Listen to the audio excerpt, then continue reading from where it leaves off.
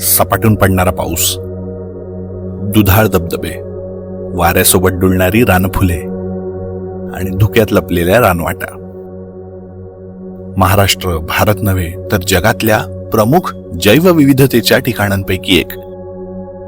आम्हा रायडर्सचा लाडका घाट, दी वेटलँड ऑफ महाराष्ट्र, आंबोली. ढग जणू इथं जमिनीवर उतरलेत.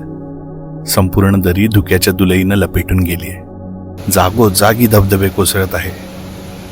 घाटातून प्रवास करताना आजूबाजूचा निसर्ग निहाळत नागमोडी वळणे पार करणे म्हणजे एक आनंदाचा ठेवा ठरला. आत्तापर्यंत 12 ते 15 वेळा या घाटात राईड केलेला मी आंबोलीच्या स्वभावाला जाणून आहे. निसर्गाने जणू या इथे सहस्त्र हस्ते मुक्त उधळण केली आहे. कमी आहे ती फक्त जबाबदार पर्यटनाची.